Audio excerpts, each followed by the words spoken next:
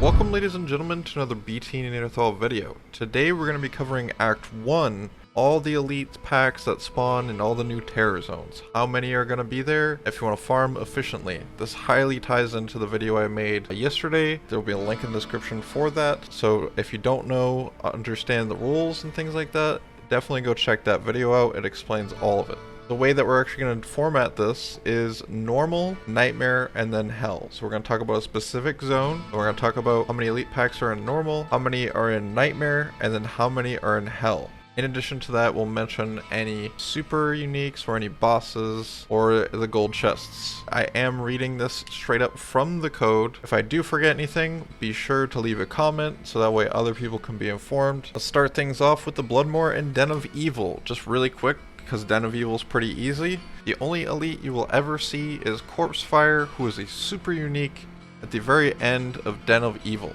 Now with Bloodmoor, because these are together in the same rotation, Bloodmoor in normal sees 0 elite packs.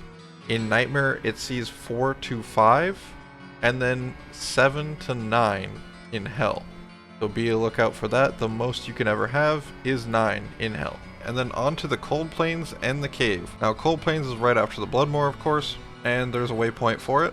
1 elite in normal, 4 to 5 elites in Nightmare, and 7 to 9 elites in Hell. It always has Bishibosh as well, so be aware of that. The cave is located inside the Cold Plains, and Cold Crow is straight from the entrance block in level 1. So if you know your directions, you can go and use that to your advantage, and then left is the cave level 2. Normal has 1 to 2 elites, Nightmare has 4 to 6 elites, Hell has 6 to 8 elites in level 1 of the cave. On level 2, we have 1 to 2 elites in normal, Nightmare we have 2 to 3, and the same thing goes for Hell, which is also 2 to 3. There's a golden chest in the right side.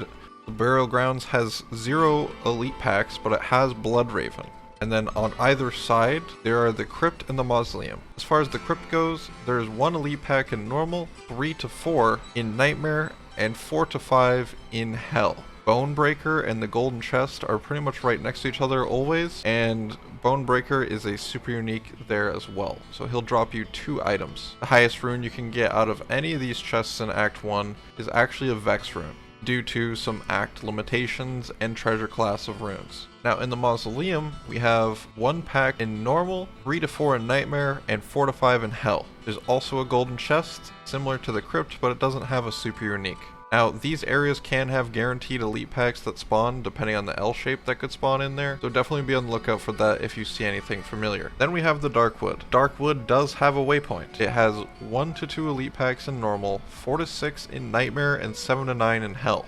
Then of course we have the Treehead Woodfist, which is next to the Tree of Inifis, which is that huge tree hiding somewhere in the Darkwood that you cannot seem to find no matter what you try to do when you need that quest. Black Marsh, this one's not super interesting, but it does have 1 to 2 elite packs in normal, 4 to 6 in Nightmare, and 7 to 9 in Hell. That's pretty much it. It has the Forgotten Tower, but it's not connected in this scenario. It does have a waypoint though. For all 5 levels of the Forgotten Tower, they all stay the same. In normal, there's 1 elite pack. There's also 2 to 3 in Nightmare, and then 3 to 4 in Hell. There's always those guaranteed elite packs that can spawn in those L shapes. And then on level 5 you have the Countess, who is known for dropping runes and keys of terror. Moving on to the jail, which is going to be pretty interesting to farm in my opinion. I'm actually looking forward to this one a lot. We have 1 to 2 in normal, 4 to 5 in Nightmare, and then 6 to 8 in Hell. Hit spawn is on level 2, located in the left direction from the entrance. The Cathedral and all 4 levels of the Catacombs are combined here, so there's actually a lot of ground to cover. In the Cathedral, we have 1 to 2 elite packs in normal, 2 to 3 in Nightmare, and then 3 in Hell. Bone Ash, of course, is near the altar, near the right side. And then combined with this, we have the Catacombs, as we said earlier, which is 1 to 2 packs in normal, 4 to 5 in Nightmare, 6 to 8 in Hell. And Dariel on level 4 as well, which will be a nice little bonus in addition to these things. And moving on to my second favorite one, I'd say, for Act 1 is Tristram. This one's kind of cool because Tristram does many things. One, on the way to Tristram, you get Rakanishu. He can actually drop a couple things. He's a super unique. He's not going to be a super high level unless they decide to make Stony Field as well included into Tristram. But either way, he's a super unique that's always in the way of the portal, and you can pretty much just one-shot them in any powerful character. Once you go into Tristram, there's going to be 1 to 2 elite packs in normal, 3 to 4 in nightmare, and 5 to 6 in hell. You also have Griswold in there, so there's a lot of stuff going on in there. In addition to that, it's not even over. On the top left side, you even get Wurtzleg. This one's going to be really juicy because there's so many elite packs that spawn in such a small area. And then in addition, you'll have some of those fallen packs which give some of the greatest experience in all of the game. And then moving on to my favorite one, which is the Moo Moo Farm. Moo! Also known as the secret cow level. There'll be 0 to 1 elite packs in normal,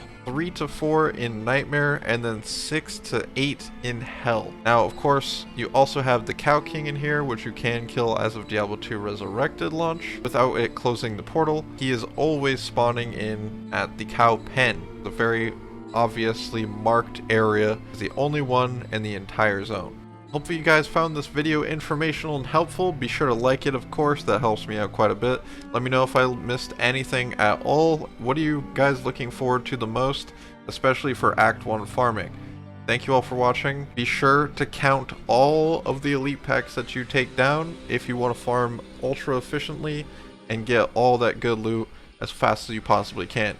Much love to all of you guys. You are all beasts.